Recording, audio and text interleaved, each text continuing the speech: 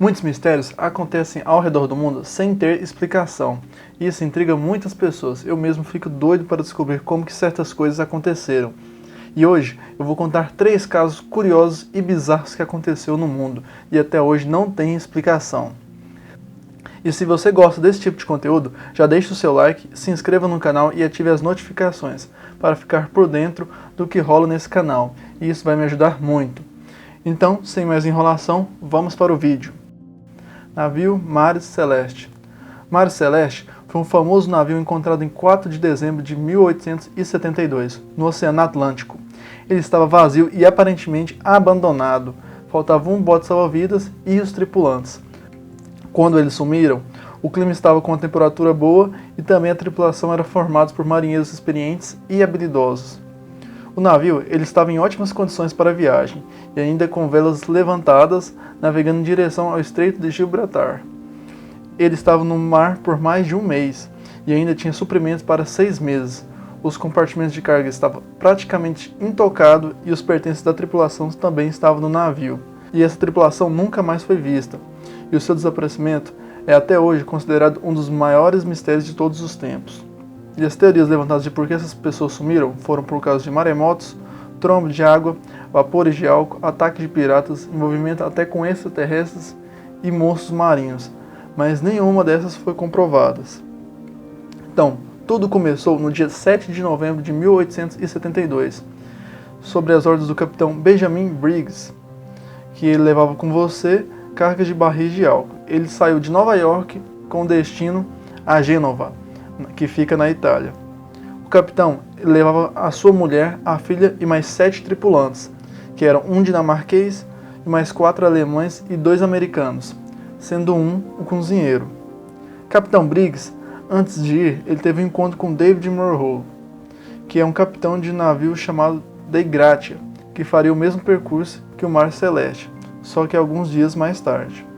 Passando alguns dias de viagem, os tripulantes do Dei Gratia avistaram o navio da Mare Celeste, e o capitão Morrow ficou intrigado com o fato do navio Celeste ainda estar por ali.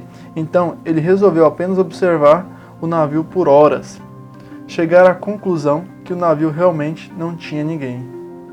O navio estava com a vela levantada e ainda navegando de forma irregular, dirigindo-se lentamente em direção ao Estreito de Gibraltar, mas não apresentava nenhum sinal de socorro. Com isso, eles descobriram que o navio Celeste estava com uma das bombas funcionando e 2 terem sido aparentemente desmontadas. Mesmo assim, o navio não estava afundando e muito pelo contrário, ele ainda se encontrava com plenas condições para viajar. E foram encontrados pertences dos tripulantes nos alojamentos, mais as cargas de 1.701 barris, que estava quase intacta, menos 9 barris que estavam vazios. Quase todas as documentações do navio haviam desaparecido, estando apenas o diário de bordo. O relógio não funcionava, a bússola havia sido destruída também e o sextante tinha desaparecido. E o único bote salva-vidas, como eu tinha falado, ele também tinha sumido. Os tripulantes do Dei Gratia levaram o Mare Celeste até Gibraltar para conseguir uma recompensa como salvadores do navio. Porém, o procurador-geral responsável pelo inquérito, chamado Frederick Solly, por muito tempo suspeitou que algum crime tinha sido realizado ali pelos marinheiros do Dei Gratia, mesmo nunca ter conseguido provar nada.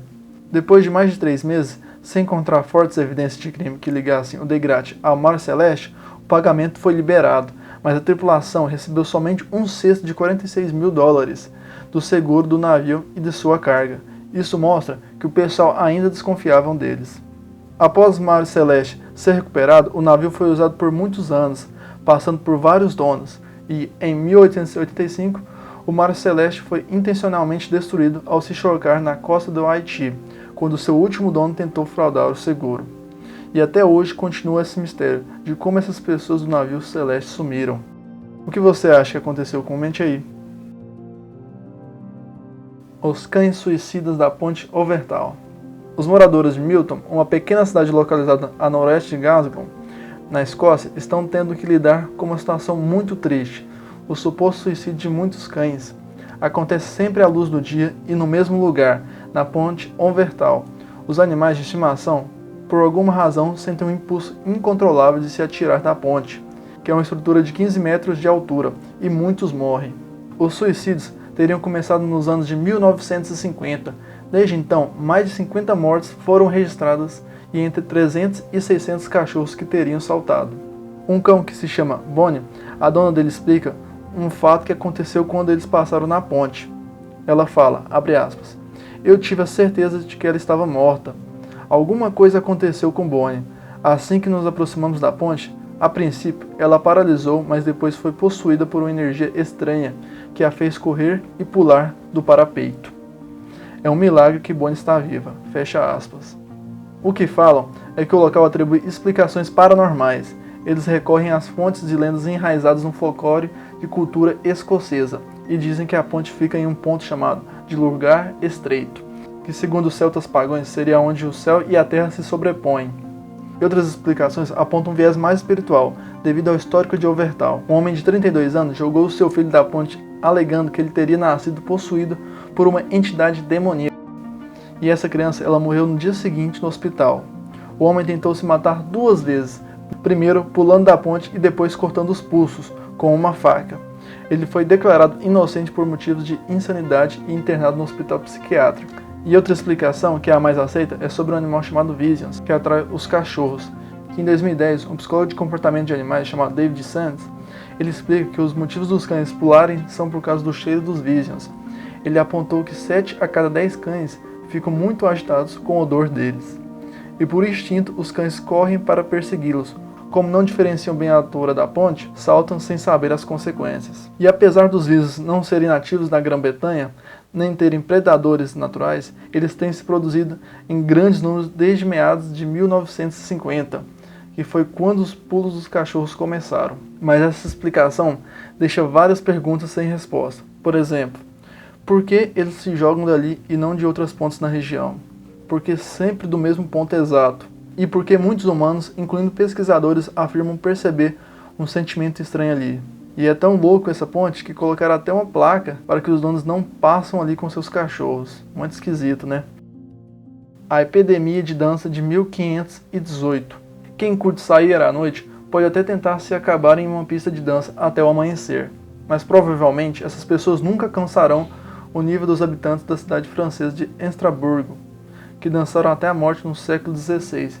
E não é força de expressão, as pessoas morreram dançando. A epidemia de dança iniciou em 1518 e muitos falam que foi um caso de histeria coletiva que começou em um típico dia de verão europeu, em meados de julho, quando a moradora chamada Frau Trofeia começou a dançar sozinha com passos frenéticos e sem música no meio da rua. A princípio, ela foi encorajada por palmas e gritos, mas não demorou muito para perceber que havia alguma coisa errada com ela. Trofeia não parava de dançar e continuou com os movimentos rítmicos durante 6 dias, mas as coisas não parou por aí. O comportamento bizarro começou a se espalhar e em uma semana 34 pessoas estavam dançando também. Em um mês, o número chegou a 400 pessoas e nada fazia com que eles parassem de dançar, nem mesmo a morte de algumas pessoas por exaustão ou ataques de coração.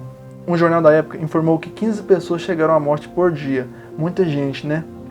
As pessoas que não foram contagiadas pela dança construíram palcos e levaram músicos ao local para que a crise parasse se fosse estimulada.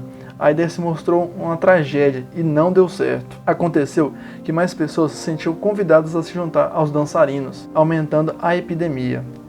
Depois de 4 meses de dança interrupta e várias mortes, a epidemia parou de repente, da mesma forma que começou, do nada. E as pessoas retornaram à sua vida normal. E médicos e astrônomos da época concluíram que a epidemia era uma doença natural, causada por sangue quente. Mas durante séculos, especialistas discutiram se a epidemia era uma doença real ou um fenômeno social. As evidências acabaram apontando que a epidemia era uma espécie de contágio cultural, que atinge populações que passam por extrema dificuldade, fazendo com que elas queiram dançar até perder a cabeça. O evento se repetiu em mais algumas cidades ao longo dos anos, mas os estudiosos ainda não conseguiram entender com toda certeza o que de fato acontece para as pessoas não pararem de dançar. É muito louco isso, né? E essas histórias são muito bizarras e até assustadoras, né? Eu queria saber a opinião de vocês. Qual desses 3 casos é o mais estranho? Vocês acham que tem algum desses casos que é farsa ou tem alguma explicação? Comente aí. Mas por enquanto eu vou ficando por aqui. E desde já agradeço a todos que viram até o final.